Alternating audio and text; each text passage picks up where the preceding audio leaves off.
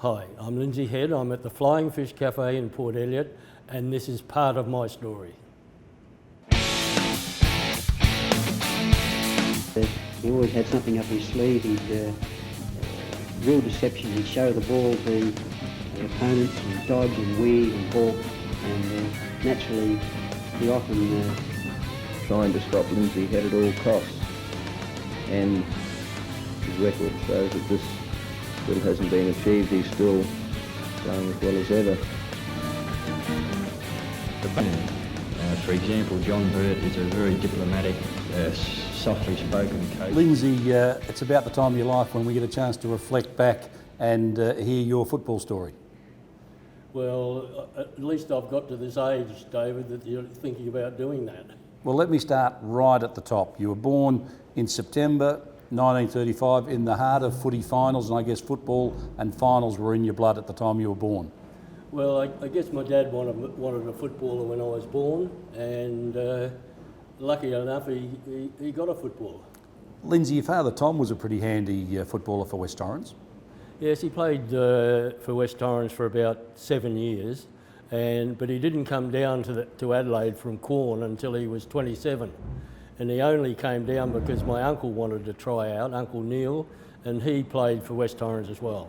But your mum Mavis was a pretty clever athlete in her own right. Yeah, Mum was an athlete. I don't know a lot about her athletic skills, but she was born in New Zealand and could run a fair bit. Now, you grew up learning your cricket and football at Theberton Primary and Thebby Tech. Yeah, well, we only lived a couple of drop kicks from Theberton Oval, and I spent most of my life at the Theberton Oval, even in school time. I went to Thebby Primary, and then I went to Theberton Tech, and the rest of the time I was at Theberton Oval. You played your first state game as an 11-year-old schoolboy footballer in 1947, and that started your state career. Yeah, 1947, I was picked in the state side. I was 11 years old, and we went to Western Australia three nights and 2 days on the train. And one of my great mates was in that side, and that's Jeff Motley. And Jeff and I have been great mates ever since, even though he is from Port Adelaide. Now, it was only 5 years later you were playing for the Eagles Colts, and the club came knocking at Mum and Dad's door and said they wanted you to play in the seniors that week, and Mum was shattered. Yeah, Mum didn't like it at all. She started to cry and said, no, he's not old enough, and Dad said, well, if he's good enough, pick him. And that's how it all started. Did you ever think way back then in 1952 you'd end up playing 18 seasons and 327 games? 19 seasons, David. You've got to get that right. And no, well, like I started off, I was lucky. I was going into a very good team, and my first game was against Sturts at Unley Oval, and I kicked 2 or 3 goals, I think. And it was a very wet day, and I was always at my best in the wet. And then the second game was at Kensington Oval, and I was lucky enough to kick 7 goals, and that started it off. It must have seemed so easy for you winning your first flag in 1953 when you were only 19 years of age. You must have thought there were plenty of more flags to come. Well, that's exactly right. I thought, well, I've played in a premiership side in my first full year of football, and how many more will there be? And I never, ever played in another grand final. So that's, if you ever get the chance to play in a grand final, you've got to give it your best shot. You played under some great coaches.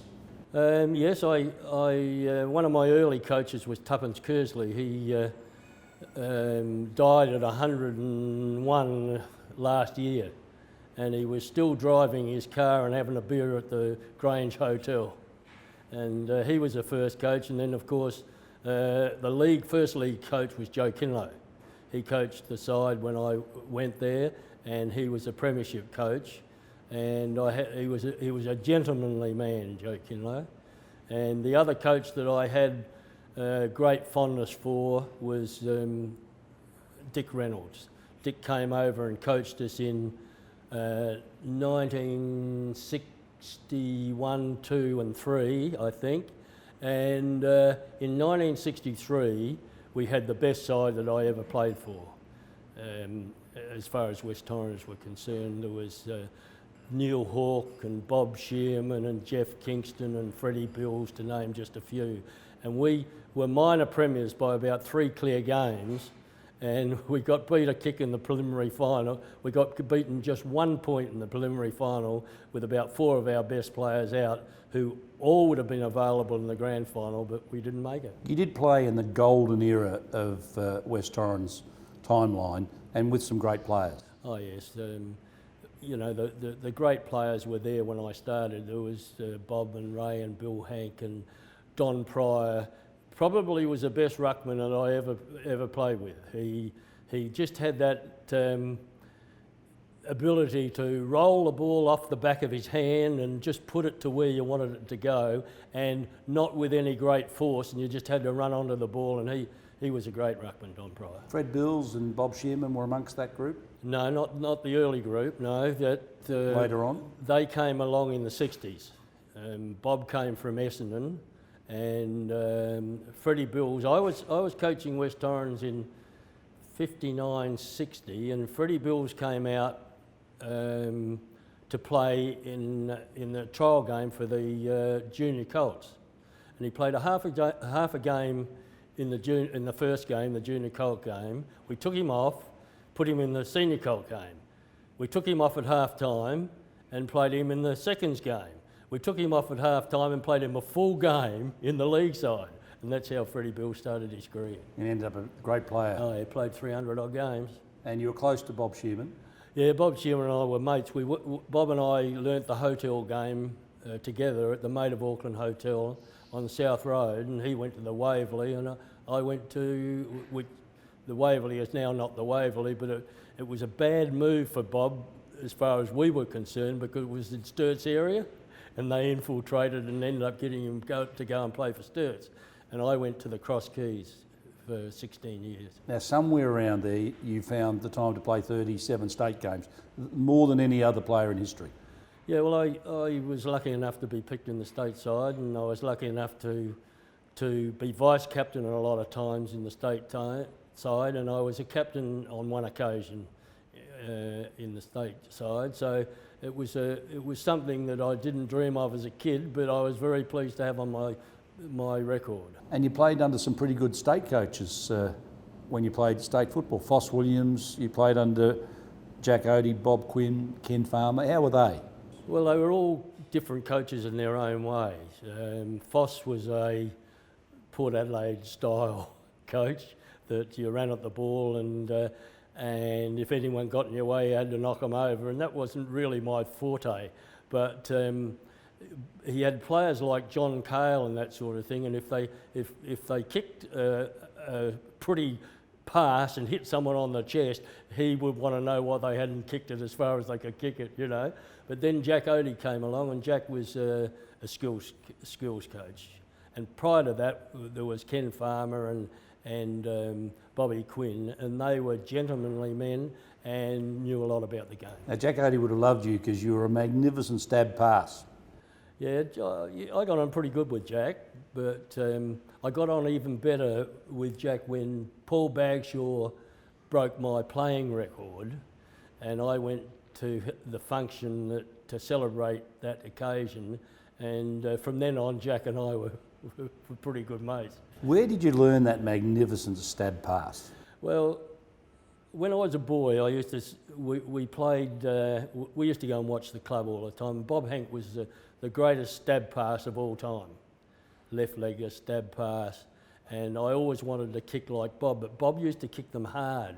He used to, you know, and if you weren't a good ball handler, sometimes you know, they would come back to the kicker. He'd hit them that hard, and I always thought, well, if I can kick like that and just take a bit off them, it makes it easier for the player to get the ball, and if the kick's just off a little bit, they can change direction and get to them. And you're a wonderful drop kick as well. Was that your favourite kick? Yeah, the drop kick was my favourite kick, and the drop kick stab pass was my favourite kick. But when the others came in, I adapted. I was always trying something different. I kicked the check side kick before it was very well known, and I'd been doing that since I was, I quite often say in nappies, but not quite that early, but I was experimenting with those sort of kicks all the time, and I was sort of one of the first that would be running one direction and kick at the other off the outside of the boot, which is very prevalent these days, but I was doing it 50 years ago. But the game, I guess, that you might remember most is the game against Victoria at the MCG in 1963. 1963. 63. Yeah. Seems like such a long time ago, and yet for you it must seem like yesterday. Well, I can remember everything. I can remember the team. You know, there was Bob Shearman and Bob Hammond and Freddie Bills in the back, along the back line. There was Ken Eustace, Jeff Bray, Jeff Motley across the half-back line. There was Barry Barbary, John Halbert and John Cale across the centre line. There was Brian Sawley, Ian Hannaford, centre half forward, and I was on the other flank. The full forward line was Robert Odie, it was Neil Hawke and Harry Kernahan. The first ruck was Bill Wedding, Neil Curley and Jeff Potter, and the reserves were Don Linner and Robert Day. You won 3 McGarrys in 55, 58 and 63. Do you have a favourite, one you think was more deserving than any of the others? When I won in 55, I was in the army, so that, you know, was and not... you were young, 19? Yeah, I was just 19. And then in 58, I was at the Royal Adelaide Show. And I was walking past one of the shows there, and the bloke said, "Hey, you've just won the medal." So that's how I found that out. And in 63, I think I won by about 8 or 10 votes, so that was a big win, the 63 one. Then in 1970, it's time to retire. You retired against Norwood at Norwood Oval, and there was a massive crowd there to see you off. You've been playing the last 3 years of your career with a back injury, and you decide middle of the season... Yes, I have actually. Next week against Norwood will be my last league game, so you know, I'll be calling it a day then. Next week against Norwood? Yeah. Well, have you had any plans that you would have liked to have got out at the end of the start of the season, or have you had any plans with the idea that you might be trying to make Jack Sheedy's record? Have you? No, I haven't. No, I've never ever thought of making Sheedy's record. I just thought I'd play as long as I could, and as long as I felt that I was going all right, and see what happened. You know, I didn't ever expect to reach 300 games, let alone 320 odd or whatever it is, and. So, you know. But yeah, it was a big crowd. It was a wet day, an awful, awful day. But there were two things about that. We weren't going to make the finals, and I thought it might be important to give someone an opportunity to play the last part of the season to get blooded for the following year. And Bob Hank played his last game at Norwood Oval. And so Bob and I finished at the same ground, and I thought, and that was pretty important to me because he was my hero. They even made a movie about you called The Artful Dodger. Yeah, and it'd be pretty antiquated now, David. But I can remember they took it with the horses and Jason the dog, the boxer dog, and all those sort of things. And my 2 girls were pretty young at the time, and I can remember Jill in the beer garden at the Cross Keys Hotel, and she was holding Shana, and of course in those days they had false eyelashes, and Shana's pulled one of Jill's eyelashes off, and here's Jill being filmed by the camera with her hand up to her head like that. In 1964 you were awarded the MBE, the Order of the British Empire, for services to football, the first footballer in Australia to receive such an award. You must have been really pleased with that. Came as a hell of a surprise. And how did that come about? Oh, I don't know. You know, we just got a letter in the post, and I thought, oh, what's this? You know, because it was a government letter, and I didn't know what the hell I'd done. And anyway, we opened it up, and they said, would you would you inform us if you're prepared to accept this honour? So I was very prepared, and it was a great honour. Not many people know you played cricket for South Australia as well as football. You were a right-hand opening batsman. Yeah, and the ball ran along the ground at the MCG. It ran right along the ground, and I got out LBW for one of the few times. I always got caught out. You know, I was what you'd call an undisciplined, and I think I held the record of hitting a six on every main ground in Australia, and I can remember we were playing New South Wales at the Adelaide Oval, and Don Bradman was the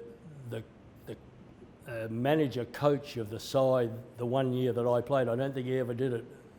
I probably fixed him right up. But anyway,